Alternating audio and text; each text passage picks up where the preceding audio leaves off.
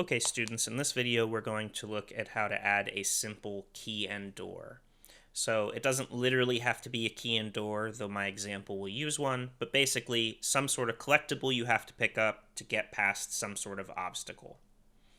So I'm going to right click here and choose Blueprint Class, Actor, and I'm actually going to call this BP underscore key door.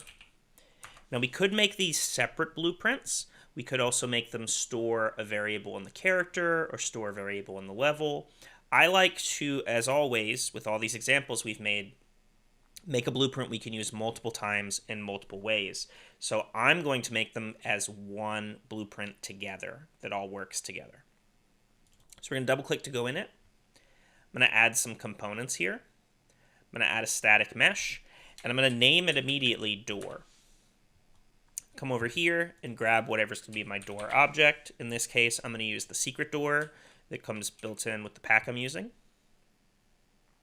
And underneath it, I'm going to add a component, collision box. And I want to name this as well, door trigger. So it's nice and clear what we're talking about. And I'm going to move this box and scale it up a bit so that it's sort of right in front of the door, and it'll be triggered by me walking up to it. And this might be a little too much at the front, but we can always change that on the fly later.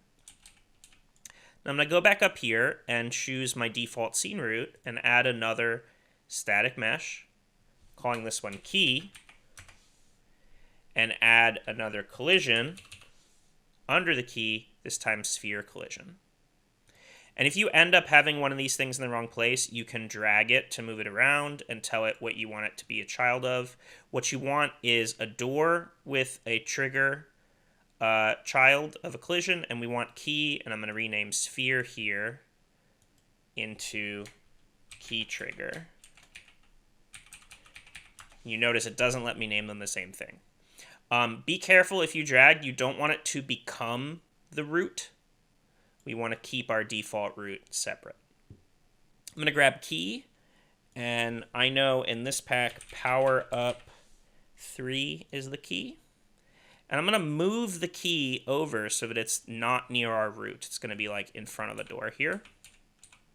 And I guess I'm going to scale up my key trigger collision so it's a little bigger around the key. We want it to sort of encompass it.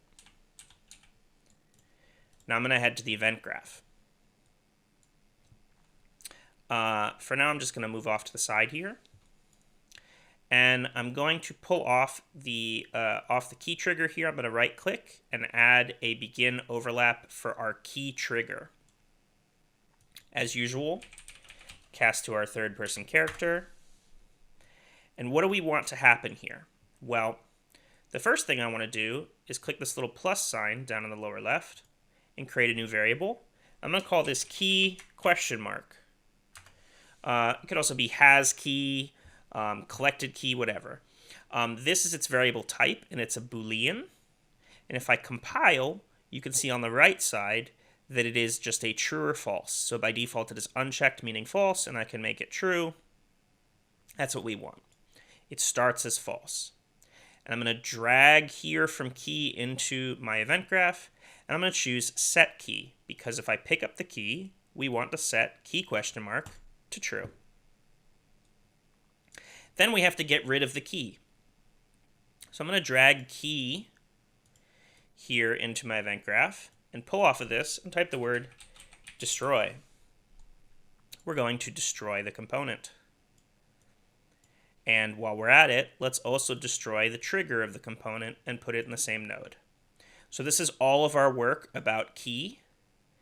What's happening is if I touch the key, we set that the player has the key. Has the key been picked up? Yes. And then destroy the key in the key trigger.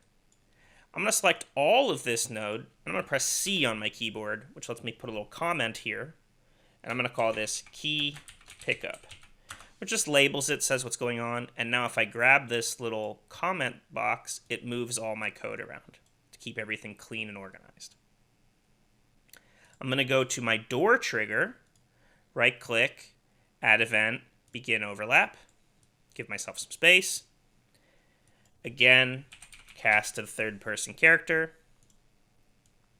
And this time, instead of setting our key, we want to look at it. And the way we're going to look at it is by adding a node called branch. Branch is a gate where it comes in, looks at a condition, and then if it's true or false, does two different bits of code. The condition we want to look at here is key. So I'm dragging key in, choosing get key, which gets a reference to it, and connecting that to my condition.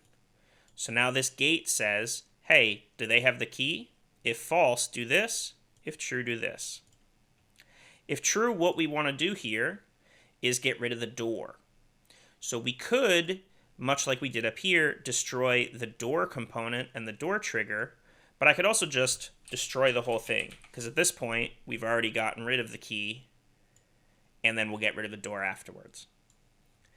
In later code, or once you know more, you could also have this rotate the door to being open, have the door sink down into the floor, any number of things. This is just what we want to happen if we have the key. And then for false, we do nothing. Compile and save. And let's look at this door. I'm going to go ahead and rotate it around. It's going to be off to the side here. Now, if we want to move our key somewhere in the level, on the right side of the details panel, we can grab that key, and I can just move it. If I need to move the door, I can even just click on the door in the window here, and it will select the door, and I can move my door around. If I grab the scene root, it moves both objects. Keep that in mind. Testing it here, I walk up to the door, nothing happens.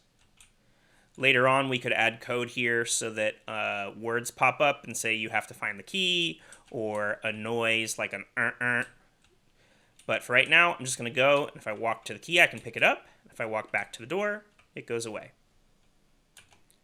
Let's add a small little bit of extra fanciness here. So back in the blueprint, let's go ahead and hit C and label this. This is our door removal. And I'm going to move up. And I'm going to pull off of this event tick here in a second. And we're going to pull off. And I'm going to add a node called add local rotation. And I want to choose the one that says key. Now what this means is every tick, which is every single frame in the game, so 30 times a second, it's going to add to the key a local rotation. Local meaning relative to the key. So it'll move the key trigger because it's attached to the key, and it'll move the key in place because it's relative to the location the key is at. I'm just going to make the Z here 1. Hit compile and save. If we go back to our level and hit play, we'll see we have the classic spinning key animation to make it easier to locate. Now if I pick up the key and then go to the door and then play a bit more and hit escape, you will see I have some errors that pop up in the corner, and actually it's on my other monitor, but a whole bunch of errors pop up here.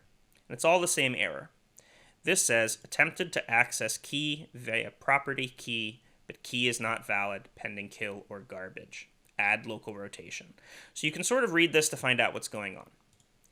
What's happening is our code on tick every frame is taking the key and adding a rotation to it. If you remember, once we pick up our key, we destroy it. So the code is trying to rotate something that's not there anymore. So we're going to add one of the most useful nodes here, and it's actually another form of branch. I'm going to pull off of key and type is valid. And I want the one here at the question mark.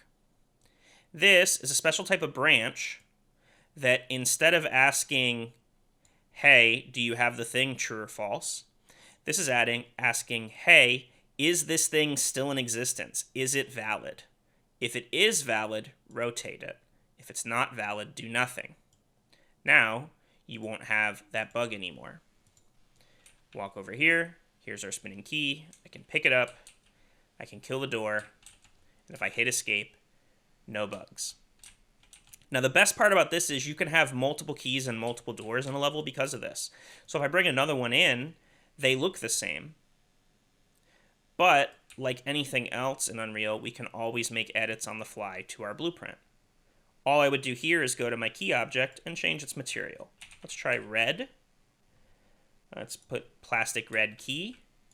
And heck, I can click on the door, and it already has this gold material. We can make it have plastic red now on its keyhole, so you have to collect the matching key. If I get a red key and try the non-red door, nothing happens. But if I try the red door, it opens. And if I get the gold key, it'll open the gold door.